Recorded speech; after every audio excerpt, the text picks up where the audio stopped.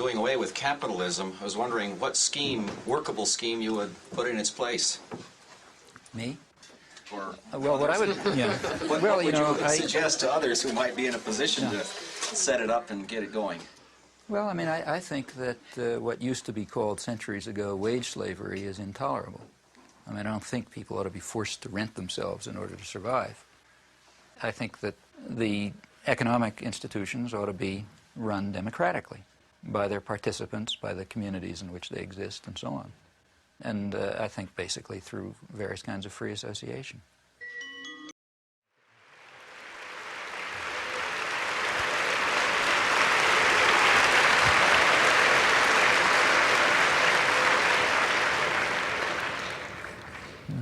It's going to be a hard act to follow, but thanks. I guess I have to begin by saying that the phrase that you attributed to me was actually plagiarized. Manufacturing consent, yeah, it actually comes from Walter Lippmann, who's the dean of American journalism in the 20th century. He thought it was a good idea. He was coming out in favor of it.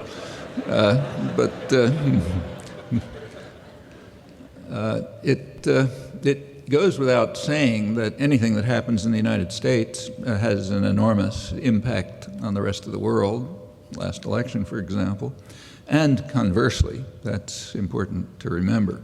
What happens in the rest of the world cannot fail to have an important, in fact, crucial often, impact in the United States. And that happens in several ways.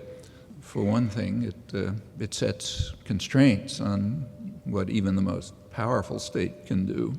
But in a more significant way, what happens elsewhere, like here, influences the domestic component of what the New York Times ruefully described as the second superpower, namely world public opinion, after the enormous protests right before the Iraq invasion. It was the first time in hundreds of years of the history of Europe and its North American offshoots that a war was protested, and in fact massively protested, before it was officially launched. And that's a historic event, and it tells us a lot about where we've come, and should be encouraging, not depressing. Take, say, by comparison, the war, what's called the Vietnam War, actually the war against South Vietnam, that was launched by John F. Kennedy in 1962. It was brutal and barbaric from the outset. Began with bombing of unprotected civilian targets, chemical warfare to destroy food crops so as to starve out the civilian support for the indigenous resistance, programs to drive millions of people to virtual concentration camps or urban slums to eliminate the popular base for the resistance. By the time protests reached a substantial scale, 1967, the highly respected and quite hawkish Vietnam specialist and military historian Bernard Fall wondered, quoting him, whether Vietnam as a cultural and historic entity would escape extinction as the countryside literally dies under the blows of the largest military machine ever unleashed on an area of this size. It was particularly South Vietnam, which was always the main target of the U.S. assault. And when protest finally did develop, many years too late, it was mostly directed against the peripheral crimes, the extension of the war to the north and the rest of Indochina. These were terrible crimes, but lesser ones. And it's quite important to remember how much the world has changed since then through deeply committed popular struggle. It's far too late in developing, but ultimately it was effective.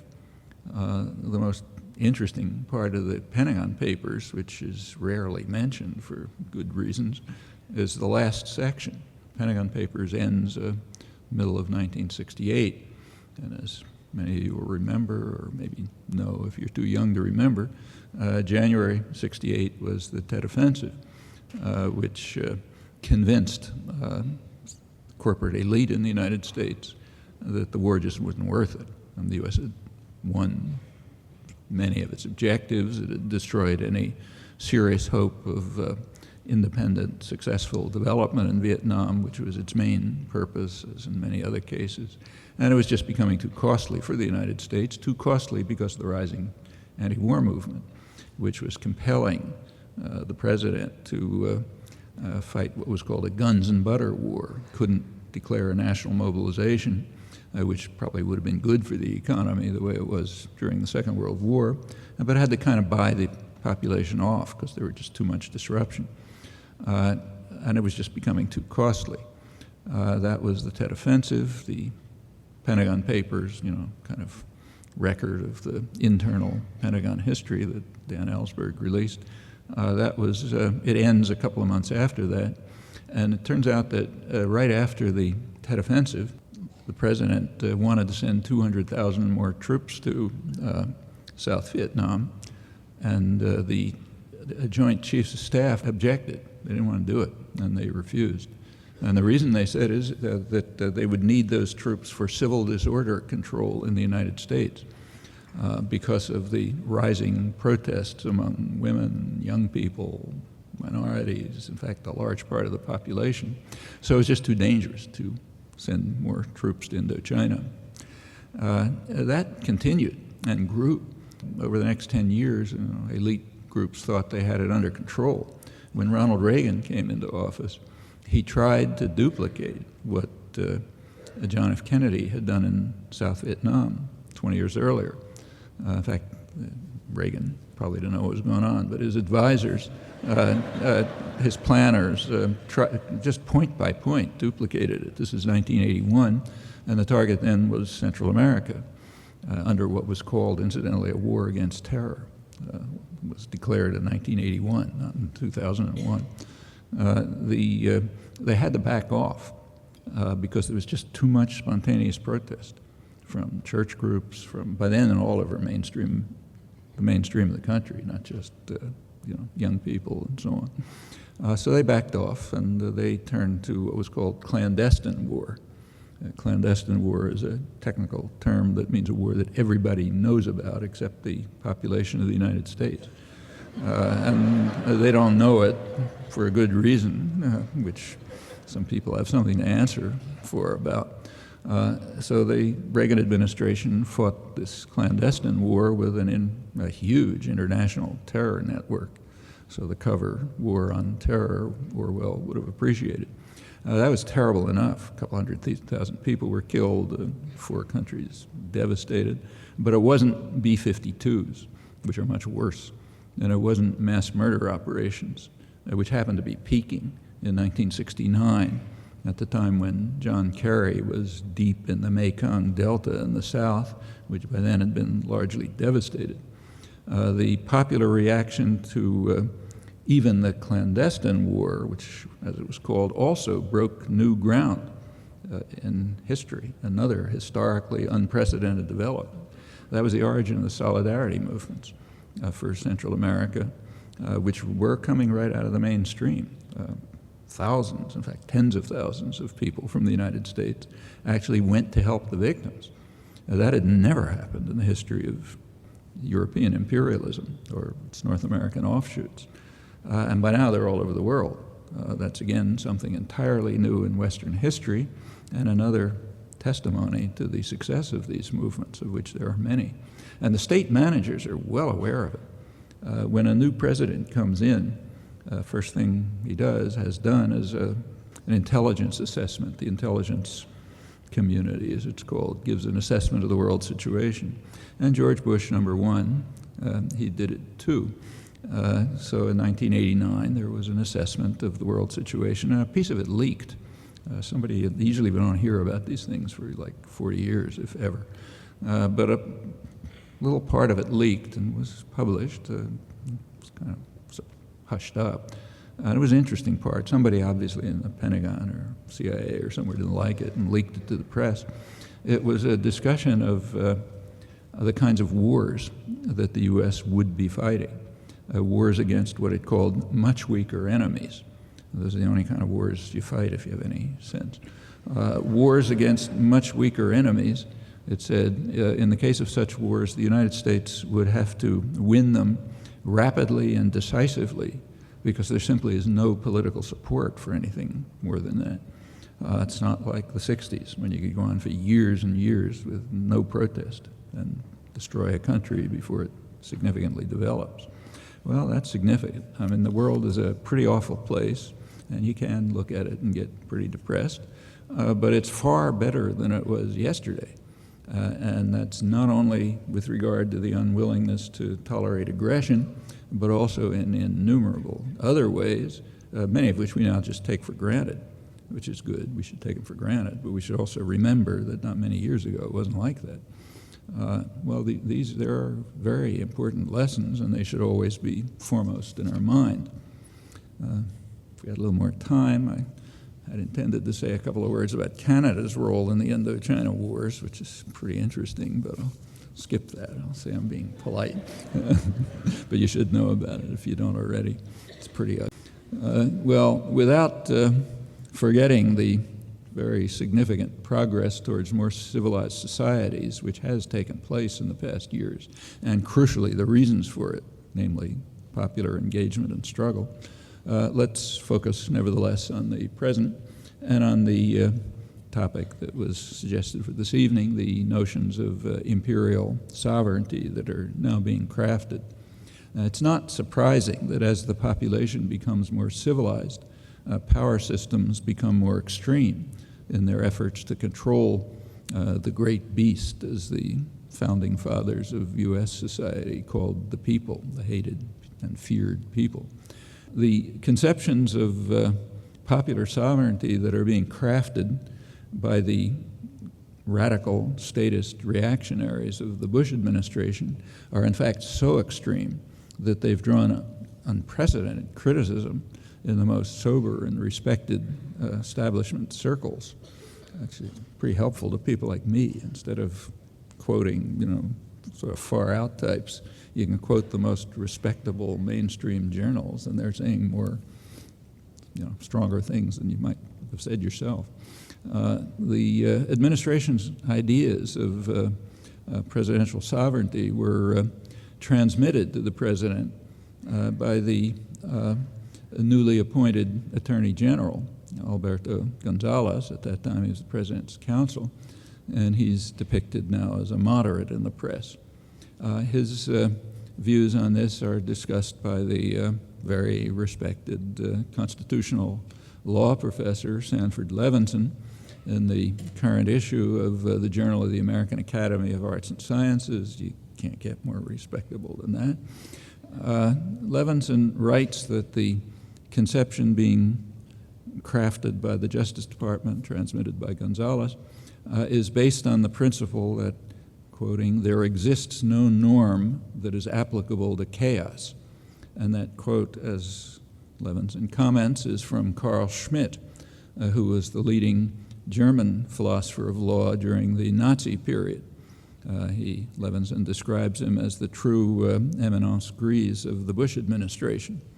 The administration, advised by Gonzales, quoting Levinson, has articulated a view of presidential authority that is all too close to the power that Schmitt was willing to accord his own Führer.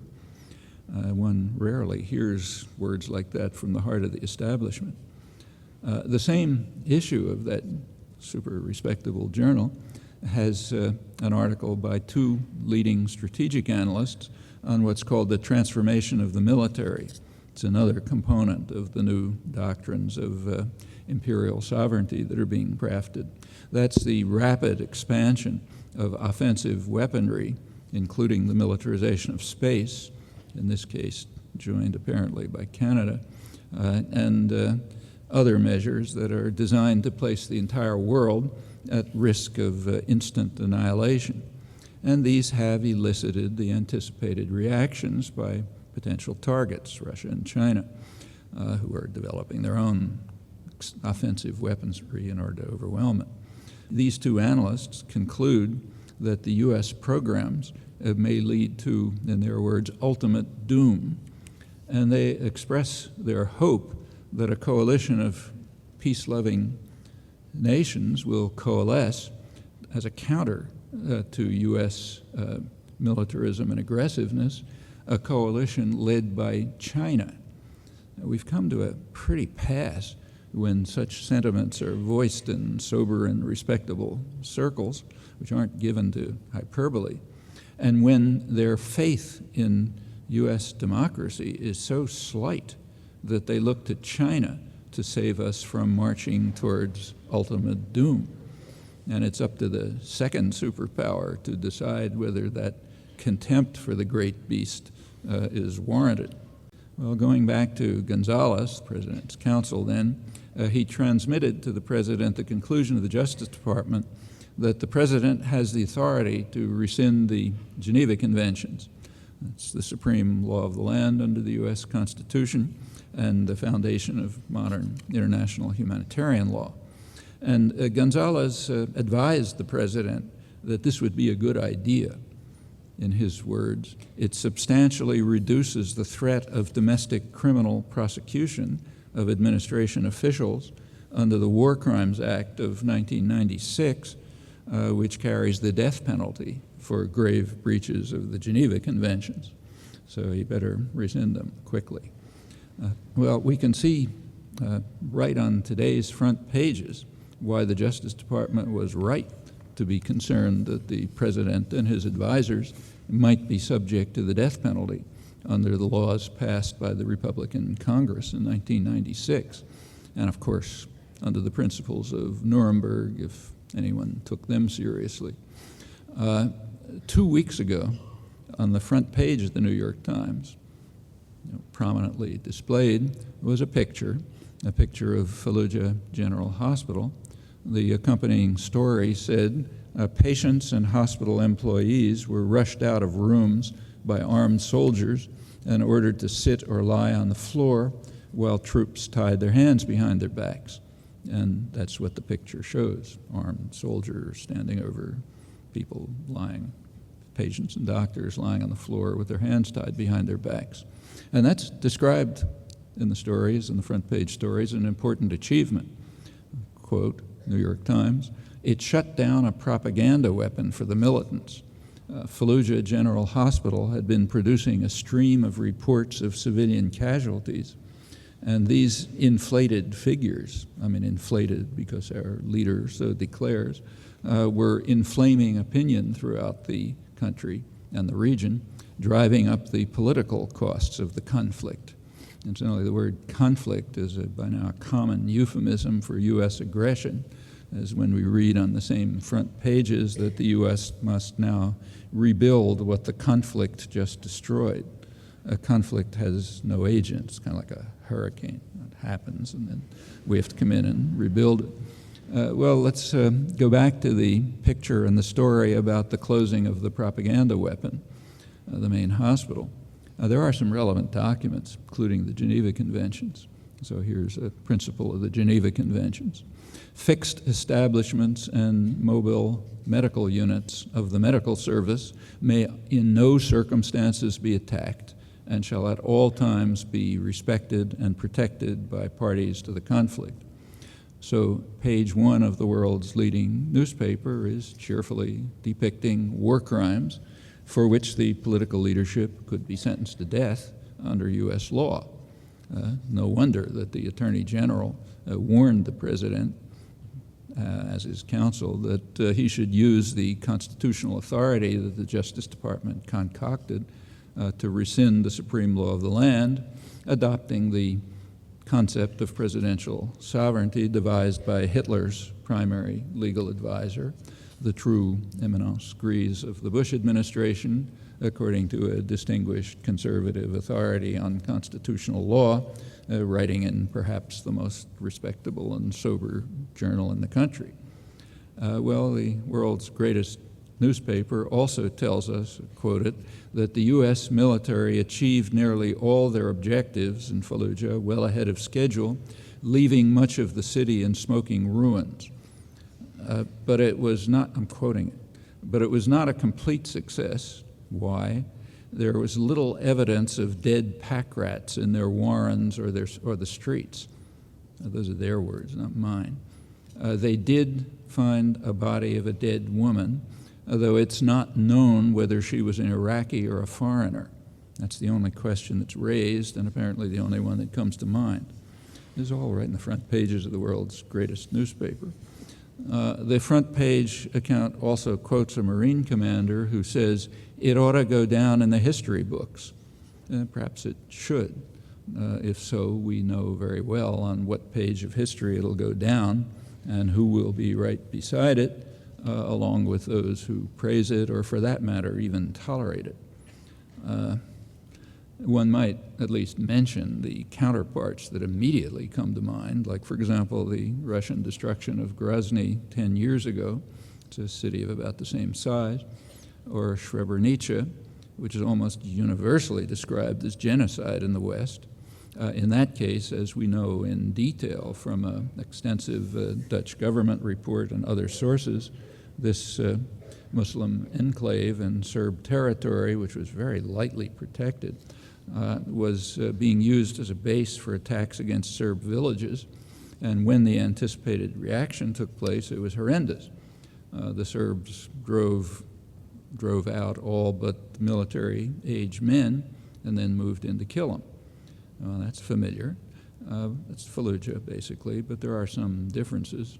Women and children were not bombed out of Srebrenica, as in the Fallujah case, but they were trucked out. And there will be no extensive efforts, we can be sure of that, to exhume the last possible corpse of the pack rats and their warrens in Fallujah. And there are other differences which are arguably unfair to the Serbs. Well, it could be argued that all this is irrelevant. The Nuremberg Tribunal, spelling out the UN Charter, declared that, quoting it, initiation of a war of aggression is the supreme international crime, differing only from other war crimes in that it contains within itself the accumulated evil of the whole, hence the war crimes in Fallujah, Abu Ghraib, and so on. Those judged to have played any role in the supreme crime, for example, the German foreign minister, were sentenced to death by hanging. And the Tokyo Tribunal was far more severe. Actually, there's an important book on this topic. If you haven't read it, you should, by the Canadian international lawyer Michael Mandel, who reviews in, unfortunately, convincing detail how the powerful have become self-immunized from international law. In fact, the Nuremberg Tribunal itself established this principle of self-immunity. To bring the Nazi criminals to justice, it was necessary to devise definitions of war crime and crime against humanity that hadn't existed precisely in international law. And how this was done is explained candidly by Telford Taylor, who was the chief counsel for the prosecution at Nuremberg and a distinguished international lawyer and historian. So I'll quote him. Since both sides in World War II had played the terrible game of urban destruction, the Allies far more successfully, there was no basis for criminal charges against Germans or Japanese, and in fact, no such charges were brought. Aerial bombardment had been used so extensively and ruthlessly on the Allied side as well as the Axis side that neither at Nuremberg nor Tokyo was the issue made a part of the trials. So in other words, it goes on like this: the operative definition of crime is crime that you committed and we did not. And to underscore that fact, Nazi war criminals were absolved if the defense could show that their U.S. counterparts carried out the same crimes. Taylor concludes from this that to punish the foe, especially the vanquished foe, for conduct in which the enforcer nation has engaged would be so grossly inequitable as to discredit the laws themselves, which is correct, but the operative definition also discredits the laws themselves, along with all subsequent tribunals which follow the same principle. Taylor provides this background as part of his explanation of why U.S. bombing in Vietnam was not a war crime, and his argument is plausible, further discrediting the laws themselves. Some of the subsequent tribunals are discredited in perhaps even more extreme ways, such as the Yugoslavia versus NATO case, which is now being adjudicated by the International Court of Justice, World Court. The U.S. was excused correctly on the basis of the argument that it is not subject to the jurisdiction of the court in this case. The reason is that when the United States signed the Genocide Convention, which is at issue here, the U.S. finally did sign it after 40 years, it signed it with a reservation saying that it is inapplicable to the United States. And the rules of the World Court say that they can only deal with something if both sides are subjected to its jurisdiction.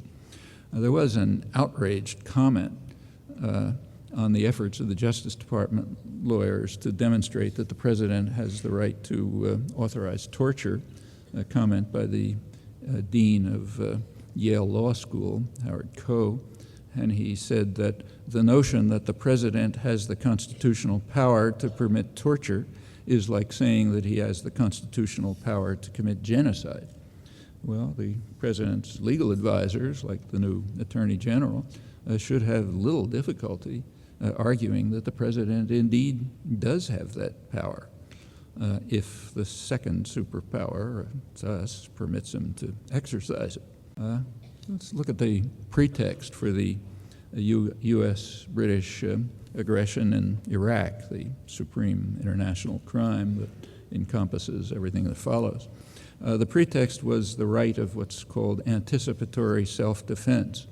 Now it's sometimes called preemptive war, in a radical perversion of that concept. This right of anticipatory self-defense was proclaimed officially in the Bush administration National Security Strategy of September 2002, which declared Washington's right to resort to force to eliminate any potential challenge to its global dominance, any potential threat, if you like. The National Security Strategy was very widely criticized among the foreign policy elite right away. It was an article within weeks in the main establishment journal, Foreign Affairs, which warned that what it called the new Imperial grand strategy could be very dangerous for the United States. And the criticism continued, again at a completely unprecedented level, right in the core of the mainstream, but on very narrow grounds. It was not that the doctrine was wrong, but rather its style and manner of implementation.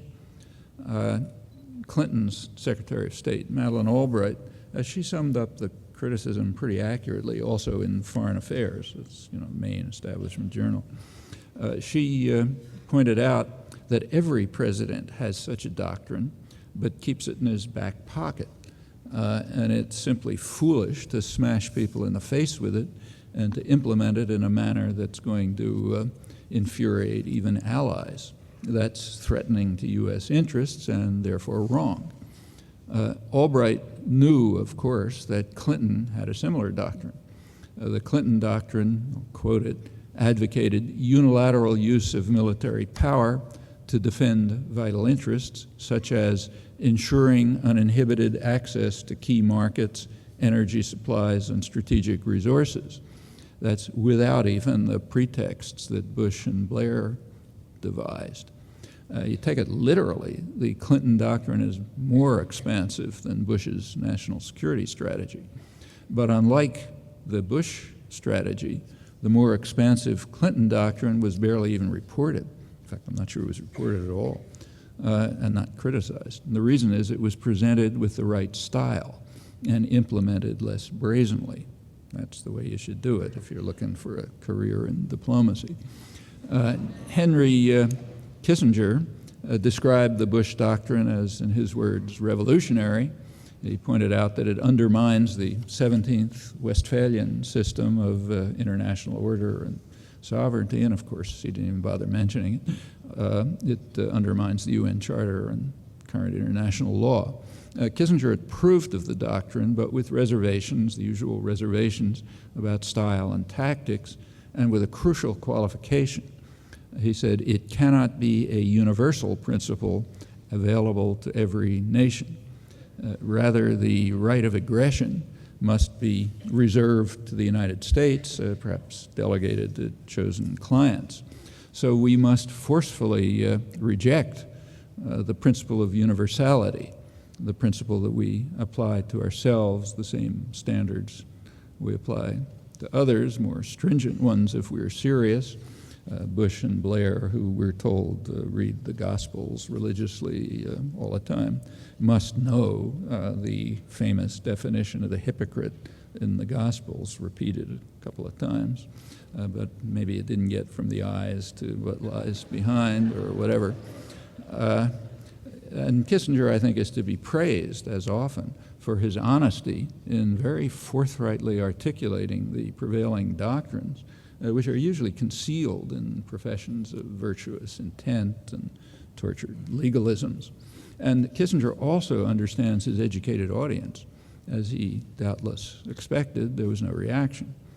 Well, his understanding of his audience was illustrated again rather dramatically just a couple of months ago, last May.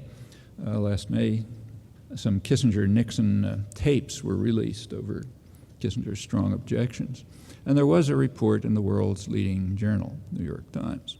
The report mentioned in passing the orders to bomb Cambodia that Kissinger transmitted from Nixon to the military commanders. In his word, a massive bombing campaign in Cambodia, anything that flies on anything that moves. You get that? Anything that flies on anything that moves. Well, I think that's unique in the archival record. At least I've never come across a call for genocide in such explicit terms. The publication, we'd certainly call it genocide if anybody else were responsible. And this is a call for it. The publication elicited no reaction. That incidentally refutes Dean Coe of the Yale Law School. It is simply taken for granted in the elite intellectual culture that the president and his national security advisor do have the right to order genocide, contrary to Coe's outraged claim. Well, just imagine if the prosecutors at the Milosevic tribunal could find anything even remotely similar. They'd be overjoyed. Trial would be over, several life sentences, death penalty if it adhered to U.S. law. But remember, that's them, not us. And the difference is a core principle of the elite intellectual culture in the West, and in fact, throughout history rather generally, if you look. The principle of universality is the most elementary of moral truisms. It's the foundation of just war theory and, in fact, of every system of morality, which is why it is repeated over and over again in the Gospels. Rejection of moral truisms is a fundamental principle of intellectual culture, so deeply rooted as to be invisible. And just to illustrate again how deeply entrenched it is, that's the world in which we live, incidentally. It's not some exotic thing on Mars. Let's return to the principle of anticipatory self-defense, which is adopted as legitimate by both political organizations in the United States and across virtually the entire spectrum of articulate opinion, those usual margins. The principle has some immediate corollaries. So if the United States is granted the right of anticipatory self-defense against terror, then certainly Cuba, Nicaragua, in fact, a long host of others, have been entitled for years to carry out terrorist acts within the United States, because there's no doubt about U.S. involvement in very serious terrorist attacks against them, extensively documented in impeccable sources. In the case of Nicaragua, even condemned by the World Court and the Security Council in 2 resolutions that the U.S. vetoed, with Britain loyally abstaining. The conclusion that Cuba and Nicaragua, among many others, have long had the right to carry out terrorist atrocities in the U.S., that conclusion is, of course, utterly outrageous and advocated by no one. And thanks to our own self-determined immunity from moral truisms, there's no fear that anyone will draw the outrageous conclusions that follow from our doctrines. And there are actually still more outrageous ones. So I don't know anyone, for example, who goes out in the streets every December 7th to celebrate Pearl Harbor Day by applauding the fascist leaders of Imperial Japan. But by our standards, it's exactly what we should be doing. The bombing of military bases in the U.S. colonies of Hawaii and the Philippines was entirely legitimate and praiseworthy, according to our standards. The Japanese leaders knew very well that B-17 flying fortresses were coming off the Boeing production lines, and they were surely reading the U.S. press and very familiar with the very public discussions in the United States at the time, explaining how these planes could be used to incinerate Japan's wooden cities in what was called a war of extermination, flying from Hawaiian and Philippine bases. And that's a far more powerful justification for anticipatory self-defense than anything conjured up by Bush and Blair and their associates and supporters. Well, fortunately, we're once again protected from such conclusions by the principled rejection of elementary moral truism. It's very easy to continue, but too easy, in fact, so I won't go on with some other examples I was going to go into. But that all of this, cite examples at length. It's hard to find an exception. It does leave open a crucial question. How does the great beast react? That is the domestic U.S. counterpart of the second superpower. Well, there's a conventional answer. That is that the population approves of all of this, as was just shown again by the election of George Bush, leading to, 150,000 people trying to come north. But they're misunderstanding what happened.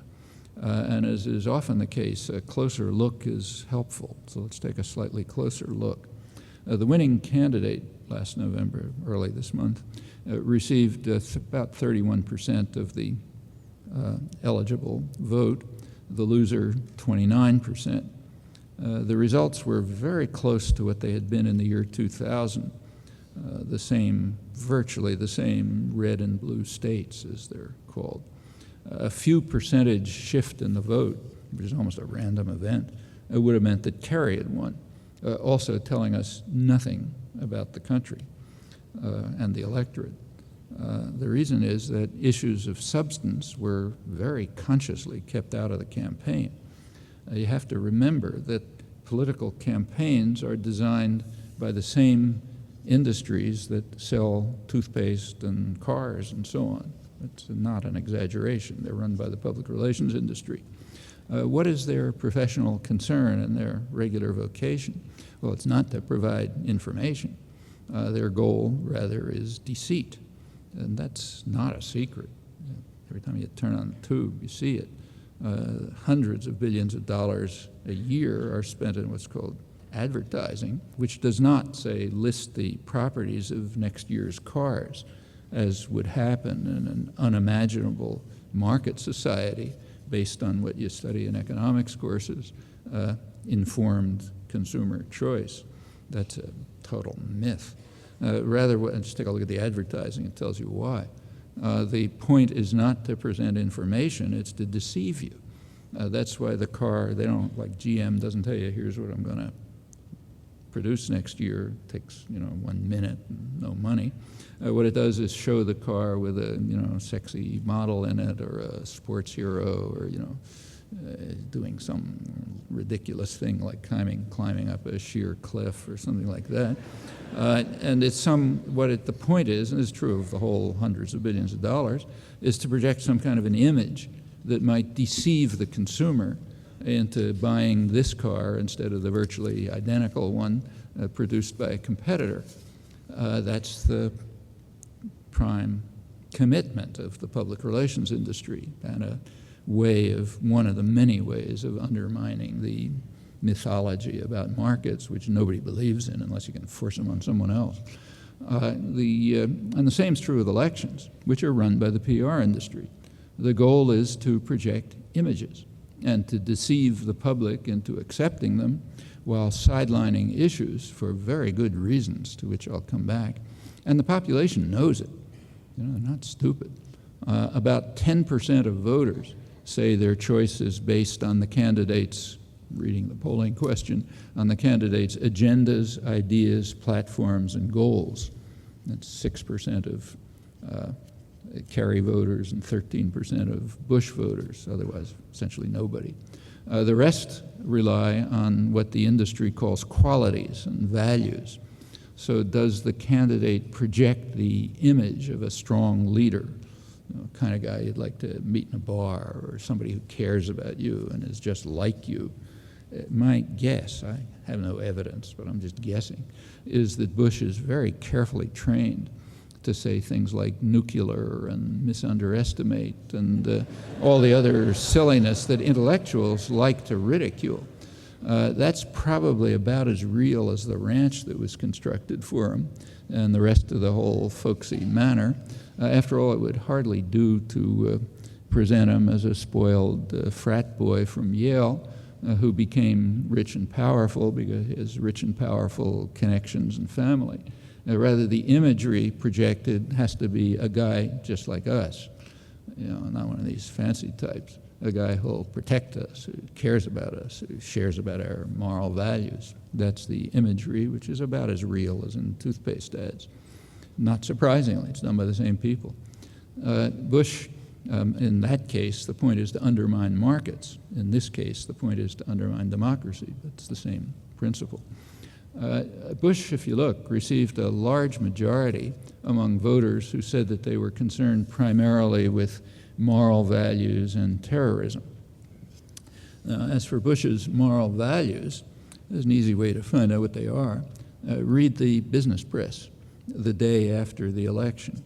It describes what it called the euphoria in corporate boardrooms and so on.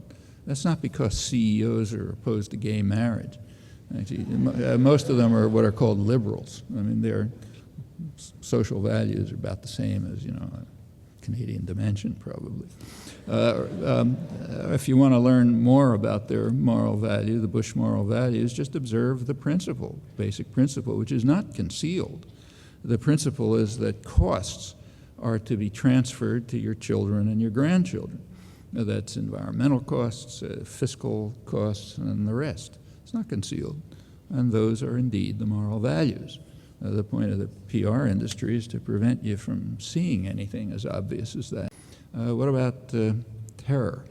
Well, the fact of the matter is that Bush's planners escalated the threat of terror, and pretty consciously. It had been predicted, even by their own intelligence agencies, that would be the consequence of the war in Iraq, and it turned out to be true. And they did it because it's just not a high priority for them, surely as compared with much more serious goals, such as establishing secure military bases in a dependent client state right at the heart of the world's energy resources. That's really important. It's critically important to ensure that the huge profits, one historian of the industry calls them profits beyond the dream of avarice, it's important to ensure that they go into the right pockets. Even meaning U.S. energy corporations, and in fact much more than that, the U.S. Treasury, high-tech industry, which sells weapons and so on, construction corporations and so on, Bechtel and the rest of them. And even more important than the ensuring that the huge profits beyond the dream of avarice go to the right place, certainly not to the people of the region, that's out of the question, but not to competitors either, mostly to the U.S. Much more important than that is what was called the stupendous strategic importance of the Middle East region back 60 years ago, and has been understood ever since.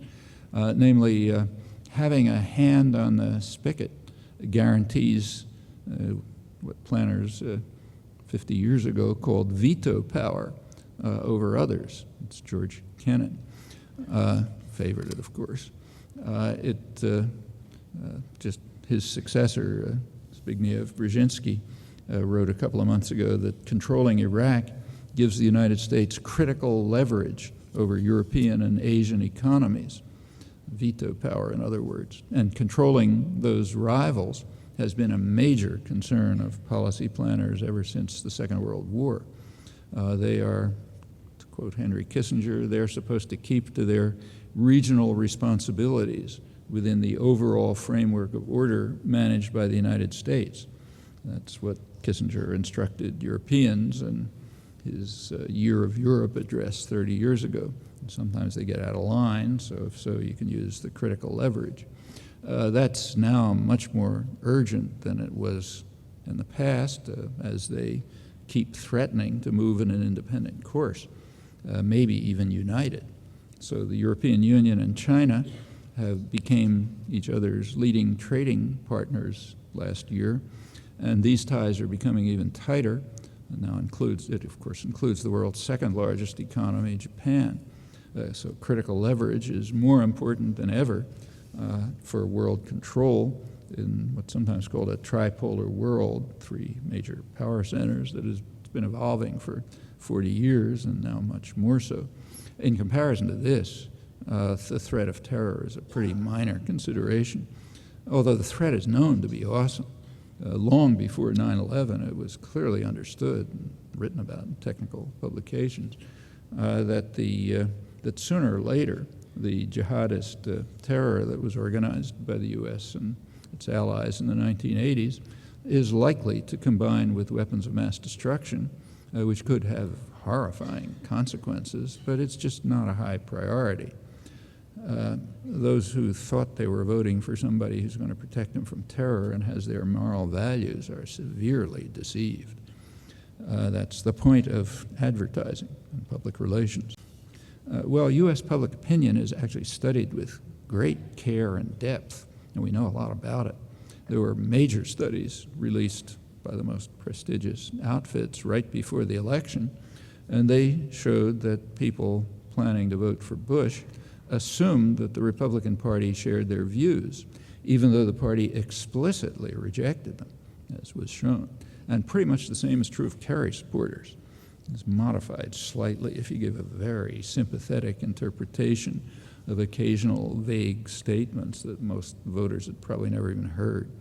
The major concerns of Kerry supporters were the economy and health care, and they assumed, falsely as it turns out, that he shared their views on these matters, just as Bush voters assumed, falsely, that the Republicans shared their views.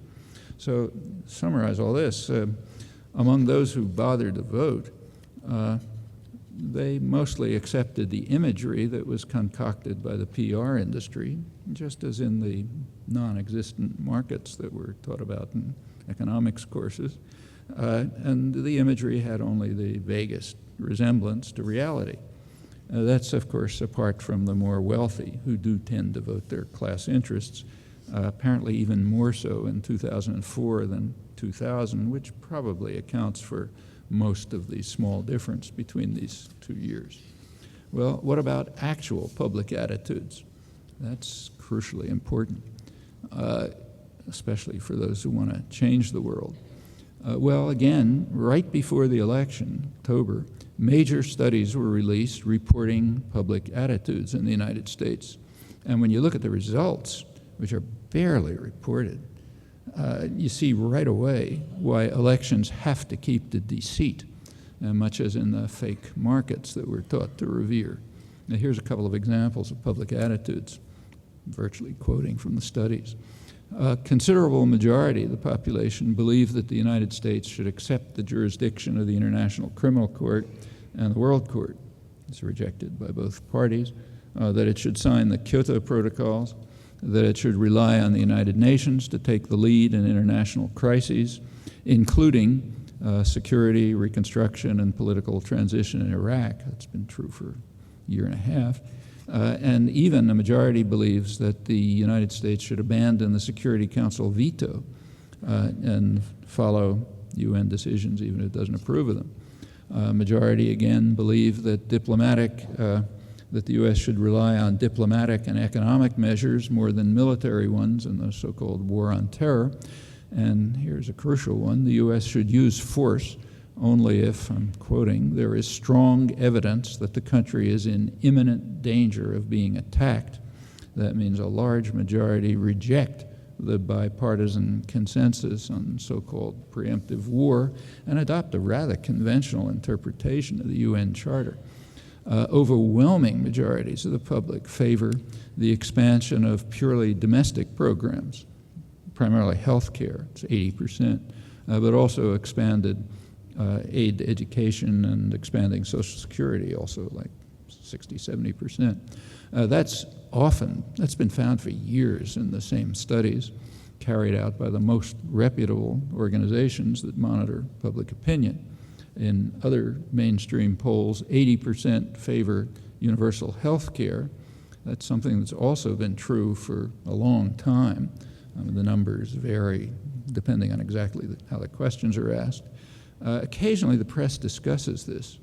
It says, yeah, everybody seems to want it, but there's a phrase for it. It's called politically impossible. That's how the New York Times has described it in the past. Just again, a couple of days before the election, the New York Times had an article on this, and here's what it said. It says, there is so little political support for government intervention in the healthcare market in the United States. That's not universal health care, but any government intervention in the healthcare market. There's so little political support for it that John Kerry took pains in a recent presidential debate to say that his plan for expanding access to health insurance would not create a new government program. That is what the large majority of the population want. But it's politically impossible, and that's correct. It's opposed by the insurance companies, the pharmaceutical industry, and Wall Street, so it's therefore politically impossible in a country where the elite not only doesn't pretend that it's a democracy, but doesn't want it to be. So like if 80% of the population wants something, it's politically impossible and has no political support if it's not supported in the places that matter. Well, I could go on with these studies, which are quite interesting, but one interesting thing about them is that they are held by people in virtual isolation. They rarely hear them. They probably regard them as idiosyncratic, like I'm the only person in the country who thinks this. They don't enter into political campaigns. They only enter very marginally into articulate opinion in the media and journals, and the same extends to other domains. And it raises quite important questions about what we call a democratic deficit when we're talking about others. Some of these cases are very revealing. So you remember that last March, Spanish voters voted out a government which had gone to war in opposition to about 90% of the population.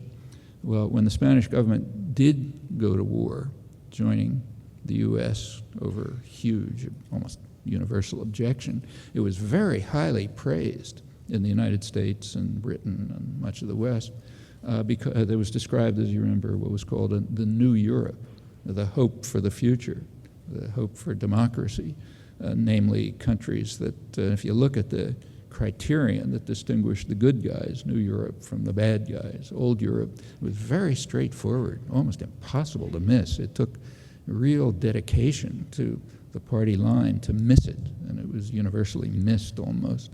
The criterion was if a government takes the same position as the overwhelming majority of the population, it's Old Europe, the bad guys, doesn't have democratic credentials.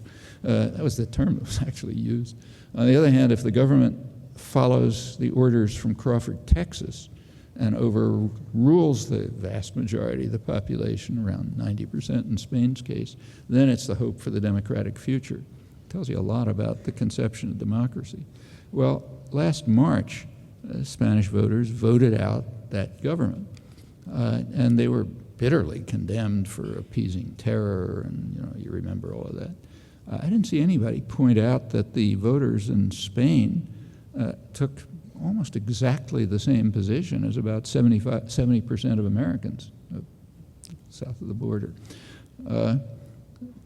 About 70% of people in the United States were in favor of what I just said, transferring authority for reconstruction, security, political transfer in Iraq to the United Nations. In fact, that had been true for about a year at that time. And that's what the Spanish voters voted for. They didn't vote for pulling out the troops. They said leaving them there only under UN authority. Well, there's a difference between Spain and the United States. In Spain, people knew what public opinion was. In the United States, to find it out, you got to do a research project. It's there, but you got to do some work. And in Spain, people could vote for it. In the United States, it's completely off the electoral agenda. It's really important to keep issues out of the electoral agenda because of popular attitudes. Actually, we could ask, what would the result be if the parties, let's say either of them, had been willing to articulate people's concerns, even on the issues that people pick as most important? Or what would happen if such issues were allowed to enter mainstream discussion? Well, about that we can only speculate, but we do know that it doesn't happen and that the facts are barely even reported. And it seems reasonable to surmise that it's fear of the great beast that lies behind that, and it's pretty deep. Well, the operative conception of democracy is also revealed very clearly in the international arena, as in the case I mentioned and others. Let's take a current case, the death of Yasser Arafat. The lead think piece in the New York Times by their kind of house lefty intellectual on the death of Arafat, the lead story think piece opened by saying this: the post-Arafat era will be the latest test of a quintessentially American article of faith, that elections provide legitimacy even to the frailest institutions. You read down to the last paragraph on the continuation page, and you read, Washington resisted new national elections among the Palestinians because Arafat would win and gain a fresher mandate, and they might help give credibility and authority to other people the U.S. doesn't like. In other words, democracy is fine if you're sure that the results are going to come out the right way. That's the quintessential faith. And we see that very dramatically right now in the case of Iraq, very dramatically. A year ago, after all the other pretexts had collapsed, Bush's speechwriters came along with a new one to replace them. It's what the liberal press calls the president's messianic vision to bring democracy to Iraq, Middle East, whole world. And the reactions were kind of intriguing. They ranged from rapturous acclaim in the liberal national press, from praise for their work. It ranged from there to critics. The critics agreed that the vision was noble and inspiring, but they said it might be beyond our reach. The problem is that Iraqi culture is just not ready for such progress towards civilized values. But it was interesting that it was presupposed across the spectrum that this was the goal of the invasion. Well, there's evidence for that, one piece of evidence. Our leader proclaimed it. What more is needed? The critics say noble vision, but we have to temper the messianic idealism of Bush and Blair with sober realism. Now, that's the London Financial Times, probably the most serious newspaper in the world. Well, actually there is, you can tell me what the Canadian press said. I'll make a guess, but you can verify it for me.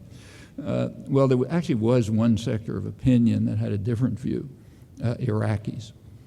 At the very same time as the messianic vision was proclaimed in Washington to reverent applause, there was a U.S.-run poll in Baghdad, and it turned out that some people there also believed that that was the goal of the invasion, 1%. A majority of the population took the obvious view. The U.S. invaded Iraq to get control of its resources and organize the region in U.S. interests. The view you're not allowed to express in the United States, or you're a conspiracy theorist or a Marxist or some other bad word. In fact, Iraqis agree that there's a problem of cultural backwardness that stands in the way of the messianic vision, but they think it's here, not in Iraq. Actually, their views are a little more nuanced if you look. So 1% thought the U.S. invaded to establish democracy, but 50% said the U.S. wants democracy in Iraq. Now, that may look like a contradiction until you go on. 50% said the U.S. wants democracy, but is going to influence it to ensure that it comes out the right way. In other words, they understand very well the quintessentially American faith, perhaps because it was also the quintessentially British faith, while Britain's boot was on their neck since the First World War. And they don't have to know the history of Wilsonian idealism, as it's called, or Britain's noble counterpart, or the French civilizing mission, or the even more exalted vision of Japanese fascists and many others. It's presumably close to a historical universal. Their own experience is enough. And it's not unusual for those at the wrong end of the club to have a much clearer picture of reality than those who are wielding it. That's true in plenty of domains. Well, at the outset, I mentioned very briefly the very notable successes of popular struggles in the past decades. It's pretty clear if you think about it a little, very rarely discussed for reasons that aren't hard to discern. Both recent history and public attitudes suggest some pretty straightforward and quite conservative strategies for short-term activism on the part of those who don't want to wait for China to save us from ultimate doom. We do enjoy great privilege and freedom, in fact, uniquely so by comparative and historical standards. That legacy was not granted as a gift from above. It was won. It was won by hard and dedicated struggle, which doesn't reduce to pushing a lever every few years. We can, of course, decide to abandon the legacy. You can take the easy way of pessimism. Everything's hopeless, so I quit. Or we can make use of that legacy and work to create, in part to recreate, the basis for a functioning democratic culture in which the public plays some role in determining policies, and not only in the political arena, from which it's largely excluded, but in the crucial economic arena from which it is excluded in principle. Now, those are not particularly radical ideas. So, for example, they were articulated very clearly by the leading 20th century social philosopher in the United States, John Dewey, who's American as apple pie in the familiar phrase. And he pointed out that until what he called industrial feudalism is replaced by industrial democracy, politics will remain the shadow cast by business over society.